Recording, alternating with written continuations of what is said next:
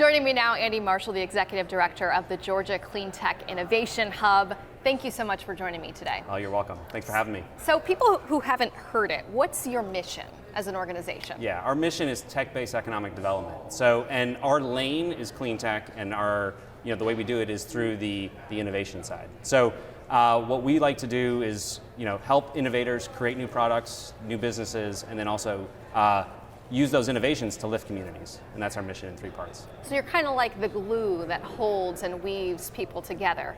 I love the glue as the analogy. Our organization talks about this one a lot, but we don't want to just be the glue. We also want to create things too, right? And so I think it's a little bit of glue, and then it's a little bit of where you have to create a new program or create a new partnership. We also want to do that as well. So Georgia's this booming hub, right? Yes. We have a lot of brilliant minds that are trying to come up with new ideas. How do you fit into that equation? If somebody has an idea versus if it's a company that says, you know what, we want to push our sustainability to a new level, how can you help both of those sides of the pendulum? Yeah, so a lot of the work we do is by making partnerships, but a lot of the reason we make partnerships is really to fill gaps in an innovation ecosystem, right? And so if you look out, and we were talking about this before, is if you look out at the great innovation ecosystems, they all have certain components. And if your innovation ecosystem is missing one of those components, be it a startup accelerator, an incubator, a fellowship program, you're not going to be as efficient, right? And I think these ecosystems are most efficient when you're never more than 2 conversations away from the person who's going to drive your business or your idea forward. And that's kind of what we're trying to do. And so your analogy of glue is great, it's perfect, because it's a connector, and that's really what we try to do. And someone will come to us with an idea for something they need to spur at their company, right? We'll first make a connection, but we'll also log that, right? And say, hey, if that was a challenge with funding, well, we may need to develop a program or bring a new program around, connecting, innovators to funders, right? And that's kind of the way we operate is, be boots on the ground, leverage our network as much as we can, but, at the end of the day, try to serve the people who are trying to do the work. So. What are the kind of ideas that you're getting, that you're helping to make come reality? Yeah, so, big one here, and again, we think about ecosystem building is, how do you provide space for clean tech startups and innovators? One of the really hard things is when your startups are needy. You need space, you need equipment, and that's expensive, especially these days when funding is a little bit leaner than it has been in the past.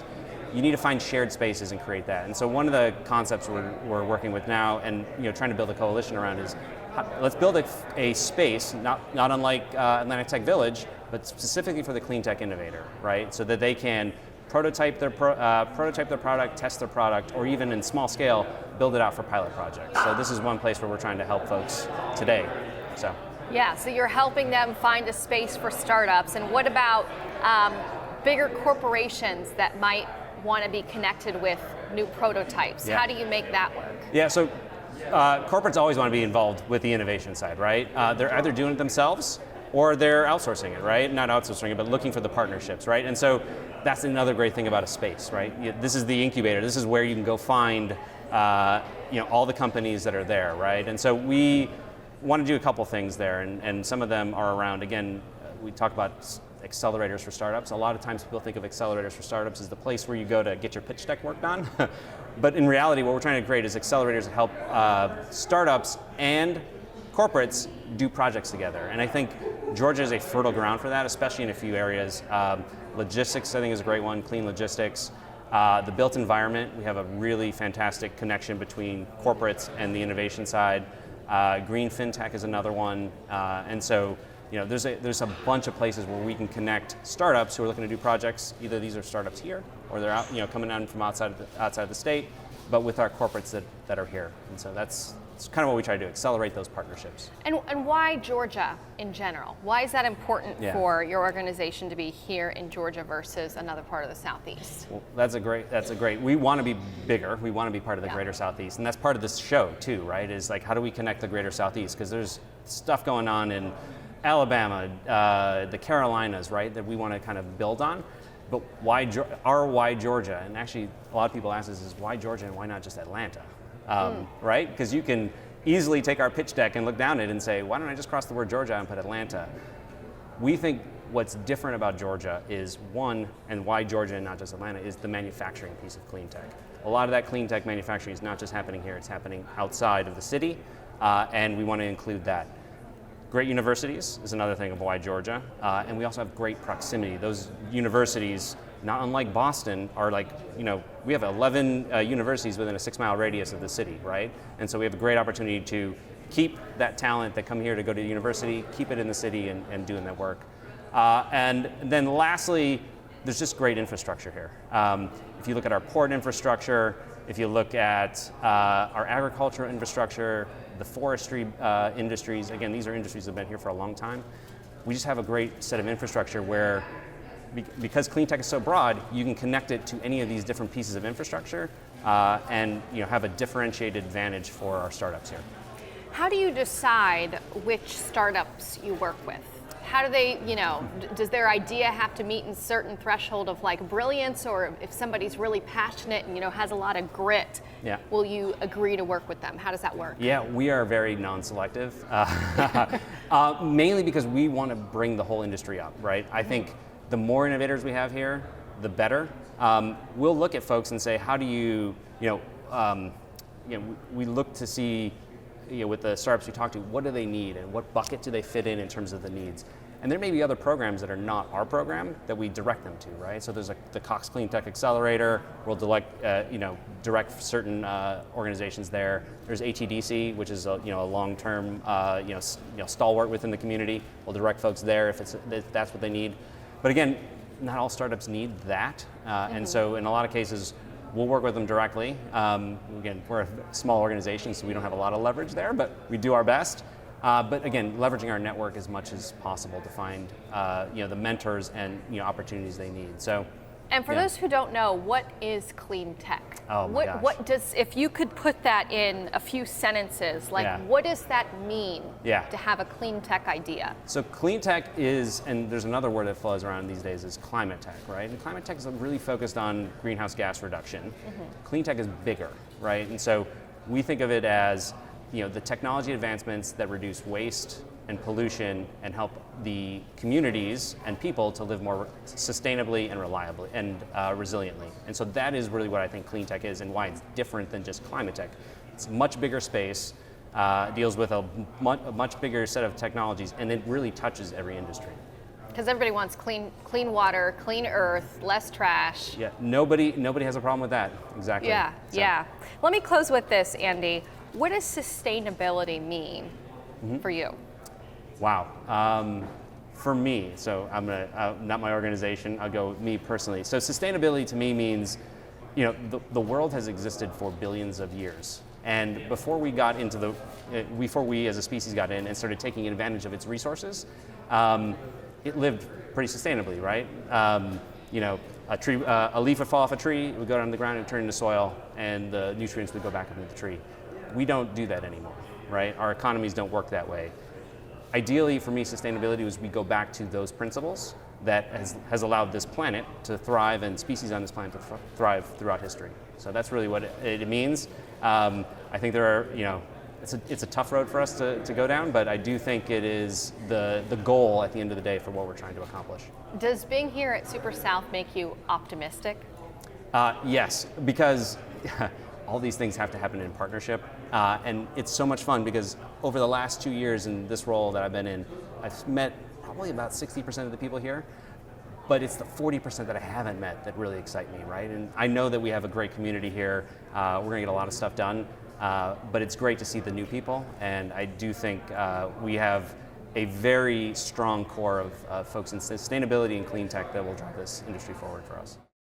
I'm joined now by the main architect of the Drawdown Georgia Solutions Tracker and Regents Professor at the School of Public Policy at Georgia Tech, Dr. Marilyn Brown. Thank you for joining me today. Thanks, Melissa. So great that you're willing to highlight our tracker accomplishments and the potentials for it. And it's brand new. You're just releasing it this month and talking about it here at Super South. Tell me what the purpose of the Solutions Tracker is.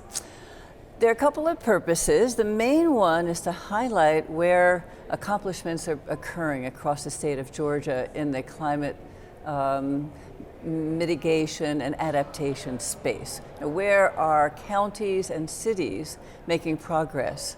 So we're trying to spotlight the leaders and good examples, exemplars that can be mimicked, but also we're looking at where we might have the best chance of duplicating and replicating in other places across the state. And you talked about some of the examples of people who have been going out of their way, trying something to cut down on their carbon footprint. Can you list a couple of those examples that really stand out in the grand scheme of things?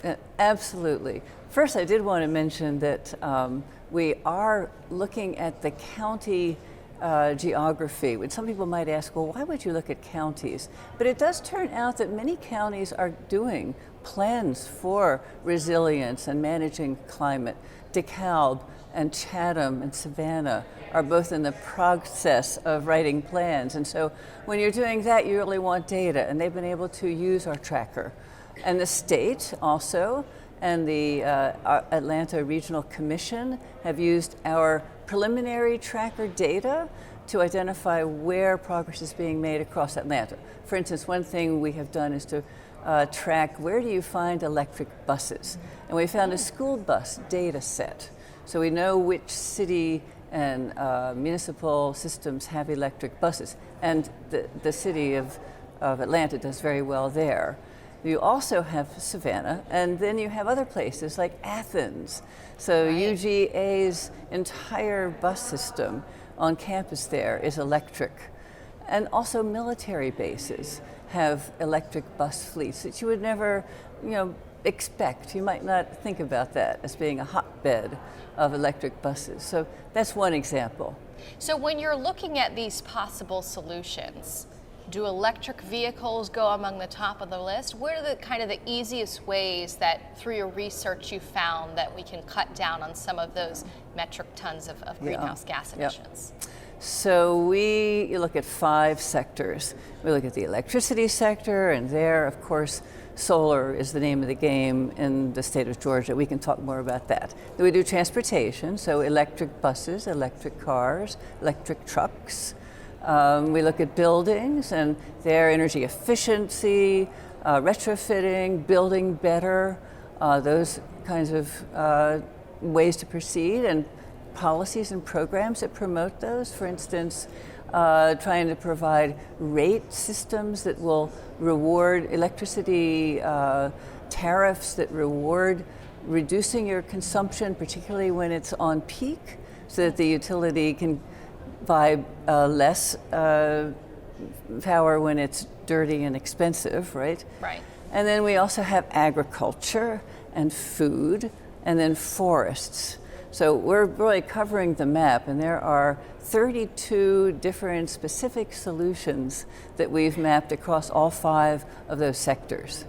Now let's kind of nail down to the Atlanta metro area. Where do you think that a lot of our counties from Fulton to DeKalb, Cobb, Clayton and Gwinnett have the biggest opportunity for the easiest change? Yeah. Something that's not going to push the boundaries of people's lifestyles too much. Yep. Okay, so I guess I would talk about solar for all and heat pump purchasing. So because those right now are often subsidized, incentivized with rebates that the federal government offers. So if you have electric heating, but you have an electric furnace, an old electric furnace, or you may have an old heat pump, 20 or 30 years ago version that needs to be replaced. A new heat pump today, it's called the same thing, it offers heating and efficient cooling, but it's very different from the old version. It's called, they're called mini splits. And that's where you're actually heating and cooling individual zones of your home. So you get high efficiency, and then you get the added benefit of not bothering to heat and cool space that you're not using. Why heat and cool that attic or that basement or that bedroom if it's daytime and you're not in it? And you said there's kind of government rebates or tax incentives. Subsidies for the federal subsidies, yeah. Okay. In income qualified subsidies. So that we're getting that equity Yes. across the board, so those folks who may not be able to afford it can still get that more energy efficient heating in their house. Love that. What about for county decision makers trying to become more resilient?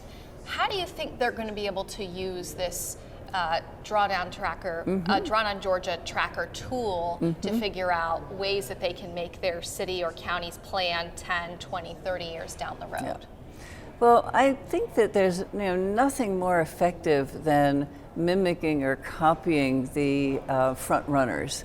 And those front runners that make the most difference to a county are going to be counties that look a lot like theirs. So your neighboring counties, look at our maps of where you find solutions in place and turn to those county leaders that are in counties that look a lot like yours. And then ask yourself, well, what did they do? What could we do? Sometimes the difference is you need a little new policy in place. You work with your utility, try to get a different kind of a tariff offered to reward off-peak consumption. So I'd say copying leaders. Yeah. Now, in making those plans, the state of Georgia, the city of Atlanta, the Atlanta Regional Commission, they're all coming up with these climate action plans.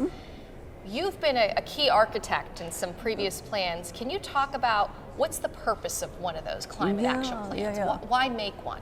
Okay, so the state climate action plan is called it doesn't call out climate in the title, but it is looking at opportunities to reduce emissions, and emissions of all sorts. So not just CO2, but also the co-pollutants that are so much more damaging actually to people who have allergies and are sensitive to pollution. So I did help the state, my Georgia Tech team worked with the state's Department of Natural Resources to develop that plan for emissions reductions. And I guess one thing I'm particularly proud of is that right toward the end, we were looking at the solutions that were being examined and documented, and they didn't have anything in the ag space. So we immediately went to our Georgia drawdown tracker and said, look, we can do, you can, for the state, which is just so much ag and rural development, we could use a no-till farming, you could do organic composting and fertilizer. There are a lot of examples in our tracker where you could turn to some counties that are way ahead and see how they could spread. Yeah. Let me ask you this now. Can you fill in the blank? Resiliency means what? What does that mean for us moving forward? It means being prepared for a changing climate in my lingo. I mean, resilience could be being prepared for economic dynamics, but it also is environmental dynamics of all sorts. And not everything is about climate change, because we do have to deal with tornadoes and other types of issues that earthquakes. It's not all about climate change and economic issues, or it can be social, or whatever it is. Just to be prepared, to be nimble, and to address what comes your way. That's what I think of as resilience in the broad definition. I like that. I like how you said that. Super South. What Yes. a name. It is a great right? name. What do you think that represents with all of these brilliant minds gathered here? Yep. Well, I was so thrilled when John Hudson came to all of us and said, can we put together a Super South? Because it's a regional effort. It's acknowledging that regions can offer solutions that you can't perhaps execute at a state or local level. You need many states. So, for instance, if you wanted to put in a rail to get from Atlanta to Nashville, you'd have to work with a couple of, at least 2 states, right? If you wanted to put in place some sort of a policy to address opportunities like climate change. Many regions have done that. In the Northeast, we don't have that here. We've got to get together as a compact of states, because at that scale, it opens up the whole aperture to new opportunities. Wonderful. Is there anything else you want to add that we didn't talk about today? The state is booming in terms of clean energy and clean tech manufacturing. It has become such a hub. So I'm also wanting to spread that word that we have a lot of investment in that, and we need to make sure we also invest in ensuring that our citizens are taking advantage of what we're manufacturing in the South. First, tell me, what is Better Earth for those who are not familiar? Absolutely. So Better Earth is a compostable food service packaging company. We're headquartered right here in Clarkston, Georgia, and we make a sustainable plant-based alternative to petroleum-based plastics. So where'd the idea come from? You know, the food service industry has an environmental problem. There's a lot of work that needs to be done. You know, if you think about it, 1/3 of our landfills can be comprised of packaging, and 1/3 of food is wasted. So our founder, Joseph Bild, had an opportunity to really make a difference. And he knew that that started with packaging, because that was an entry point in the door to engage food service professionals. So we offer this immediate switch, right, from a petroleum-based plastic to a plant-based compostable alternative. And that's also an opportunity for a conversation to really support food service operators in a sustainability journey. How do you come up with the design process? Like, it's compostable, so what is it actually made of, the materials that you have? Absolutely, and honestly, right here I can use this as an example. So this is our Farmer's Fiber line, or a clamshell that was manufactured in Tennessee, about 3 hours from Atlanta, Georgia. So our manufacturing partner works with over 75 landowners and farmers since its beginning to grow perennial grasses like miscanthus and switchgrass that's ultimately pulped down to create a clamshell. So that's made of grass? Yes, grass and a few other things. Wow. And it'll break down in 90 to 180 days in a commercial composting environment like Compost Now, for those that are familiar. So you said 60 to 90 days it would break down? 90 to 180. Oh, 90 to 180. What is the normal time that like a paper plate would break down, or one of those wax-coated plates? So right around the same time, the most important thing is to ensure that your compostable packaging is BPI certified, or the Biodegradable Products Institute. Just like when you're at the grocery store and you're looking at different labels for fair trade or USDA organic, BPI certification ensures that that product has been third-party tested to break down in that commercial composting setting and ensure that there's no toxicity left in the soil. What did the design timeline look like? Was this something that was really easy to take from, you know, idea to reality within a few months, or was it something that took years to design? The compostable products industry is growing. If you think about it, the infancy of the compostable packaging industry was the egg carton, right? That is a molded fiber creation. We're all familiar with it. And we have grown rapidly to meet the demand for sustainable alternatives to plastic, right? So I would say that there are many options out there, but in terms of design, performance attributes and strength, et cetera, are growing to meet that demand of today's food service professionals. So I would say, you know, sure, it certainly takes a little while, but at least at Better Earth, we support our customers every day in creating custom solutions for their needs. And then, so this is made out of grass fibers. What about the silverware, the cutlery, the forks, the knives, the spoons? Because people often, you know, you're taking a picnic somewhere, you're doing a, you know, summer barbecue or something, and you grab a whole box of plastic forks. It's plastic. It never breaks down. So what about your products? Absolutely. With compostable packaging, we use a wide variety of substrates to meet different performance needs. So while this one is made from perennial grasses, we also use sugar beets, bamboo, etc. So there's a wide variety of plants that help meet these needs. And what's cool is just utilizing chemistry to help meet different performance metrics. So with our cutlery that might look like plastic, it's actually called CPLA, or crystallized polylactic acid. And that's fancy terminology for ultimately fermenting sugar beets and other, you know, sugars to create that plastic-like function, but it still breaks down in 90 to 180 days in a composting environment. Oh my gosh. Yeah. That's Very impressive. cool. Yes. So why Atlanta? Why are you based here in the Atlanta area? Why is that important for this state? It is extremely important, and I appreciate you asking that question because, you know, we're sitting here at the Super South Conference, right? And I think that idea is embodied in Better Earth's mission as well, because we believe in that Super South. We believe that the South is a sustainability leader, and we believe in the opportunity to bring these sustainable solutions to our backyard. Now, if somebody wanted to, let's say they're hosting a giant family cookout, family barbecue over the summer, and they want to get their hands on some Better Earth products, how can they do so? And are they very affordable, or are they a lot more expensive than other, one-time use items? Better Earth's mission is to make sustainability accessible, right? And accessibility looks like price, it looks like performance, and it looks like sustainability, right? It's designed to break down in that environment. So price is a huge factor for us. So anybody can go on our website, check it out, and if they wanted to purchase some products for an upcoming picnic, they can feel free to at becompostable.com. Sustainable packaging is still at a slight premium, but that edge is kind of losing at each moment. We're really continuing to get more competitive in the market.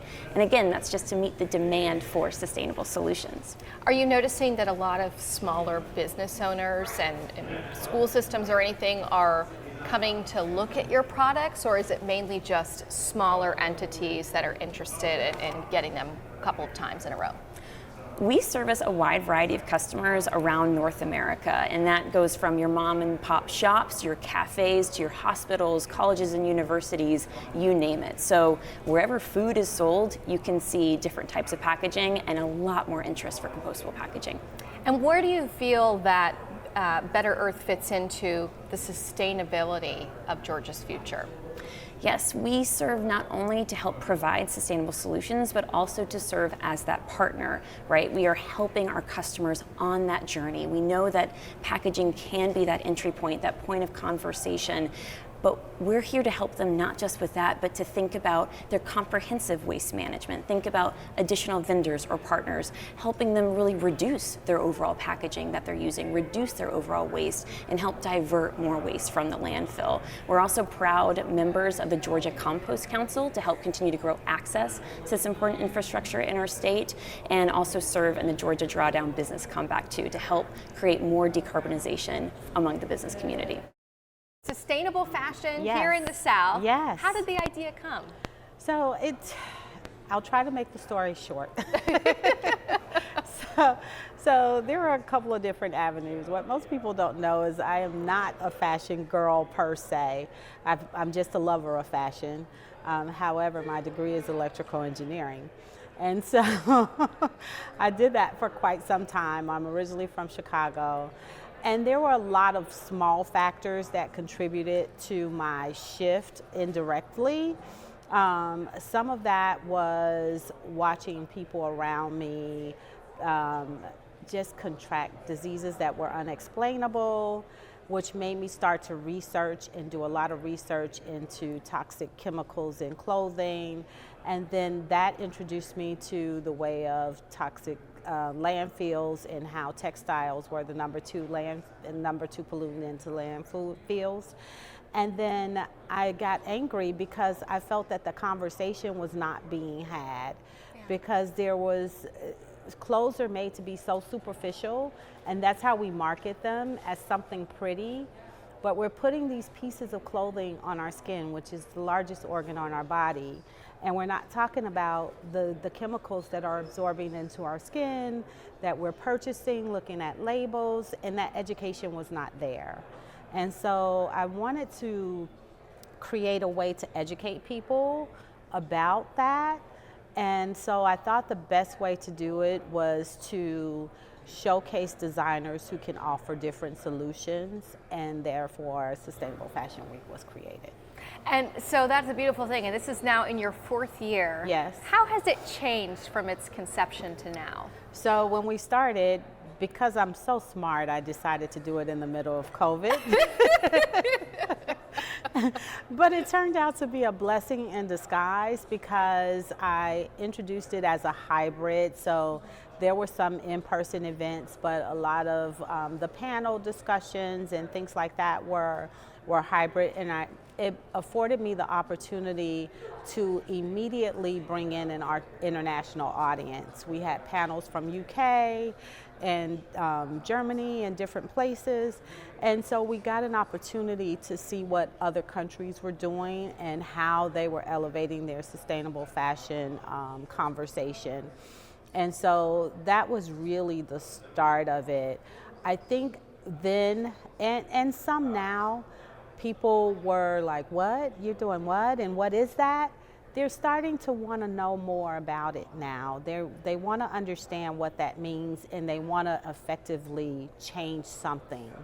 My goal was to not have people think that they had to change all at once because it was so intimidating, but to bring it down to a grassroots view so that people can say, oh, I can just change one thing at a time and effectively change what I'm doing to the environment. And so that's what people are starting to see now.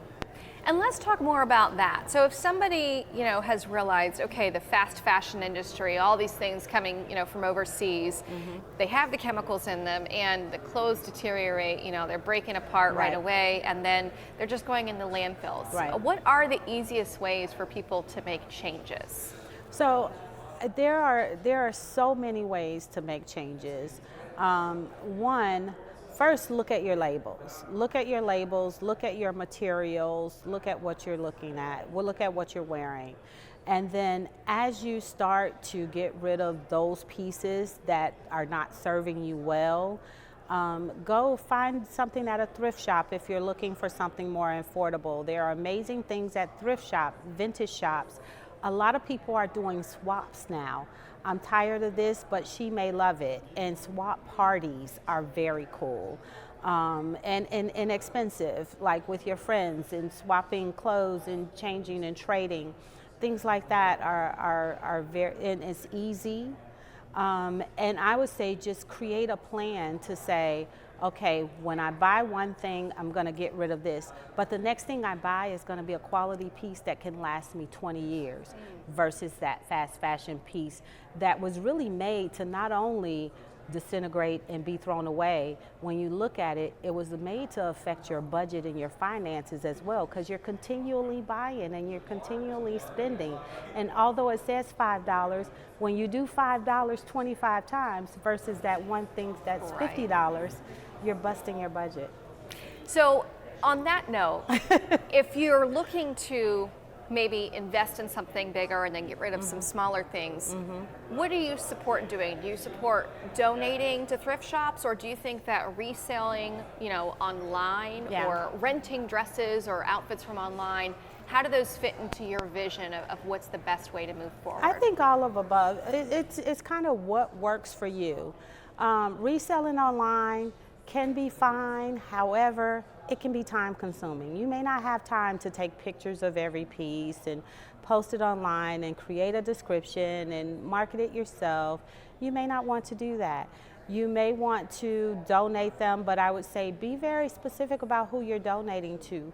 I like to support local places that I know are using the clothes, because there are some donation centers where, especially some of the large scale ones, where 85% of those things end up in third world countries or in a landfill somewhere or incinerated. So find your local mission or your local homeless shelter or places that you know that they will use those donated clothes, and do that versus trying to just throw everything out at one time. And then there could be other ways you can use them around the house. You can create tote bags out of t-shirts. You can create cleaning rags. So those are things that you can do as well to start to get rid of those things. I love the cleaning rag thought, Yeah. because there's so many t-shirts Yeah. or used cloth baby diapers that I'm like, oh, this is going to be a dust cloth Exactly, now. exactly. Now on that note of figuring out where to put your things when you're done with them, what can you tell me about your business eCloset? How does that work? So eCloset, we actually just closed our brick and mortar last year, and we're strictly basically online now. But how we operate is most people, they call us and then we will go and pick up their clothes, or we will find out what they're attempting to do with them, or help them find a new solution for what we call their previously loved pieces.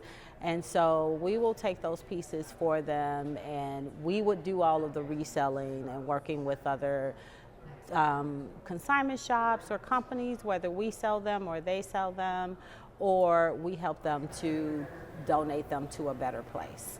You're inspiring me.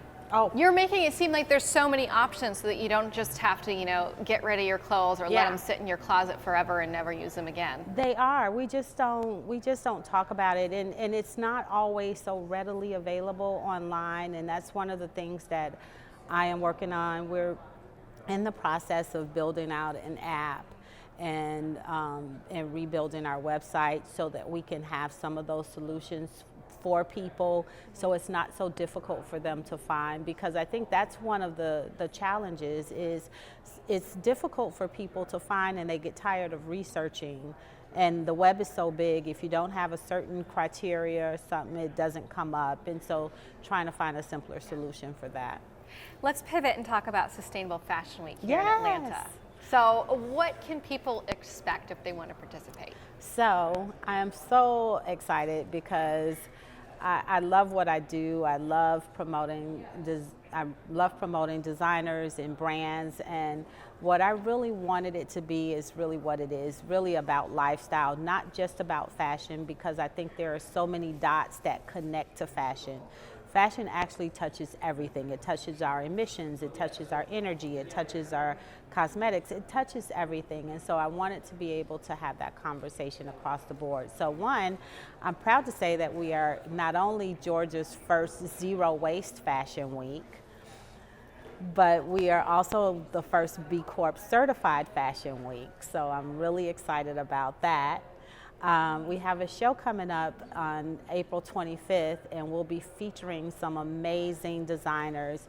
And one of the special things that we're going to be doing is we partnered with the College Football Playoffs and Green Sports Alliance, and we collected the game day banners. So the banners that you saw on the walls and on the buildings and all of the places, and lanyards, and we're creating collections, fashion collections made from game day banners. And so it's going to be so exciting. We're also showcasing a designer, a young lady out of Georgia Tech, who has created fabric out of fungi. And so we'll be showcasing that. So you're going to see some amazing things where we're going to have some film screenings, that we'll do some short film screenings. We're going to have a photography exhibit from a collaboration from some of my German partners with designers from there. And then we're going to have an after party, and it's going to be fun. But all of our events is really lifestyle based. We'll have some vendors there where you can shop some sustainable pieces and some sustainable items. So it's really all inclusive.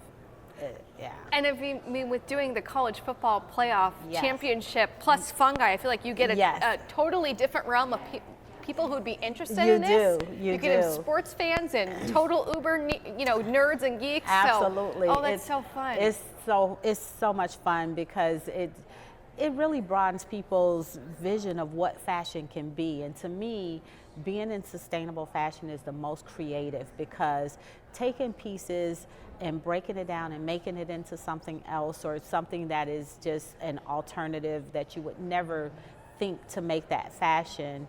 I mean, it's the ultimate of creativity to me, and that what makes what we used to think of authentic fashion, one of a kind, one of one, and you can have it. Love it. If people want to go to the fashion show on the 25th, Yes. Can they still buy tickets? They can still buy tickets. They can buy tickets on our website at sustainablefw.com. They can also buy tickets through our link tree on our Instagram page, and all of our social media is at ATLSFW. Wonderful. Thank you so much, Tangeria. I really appreciate it. Thank you so much again for having me.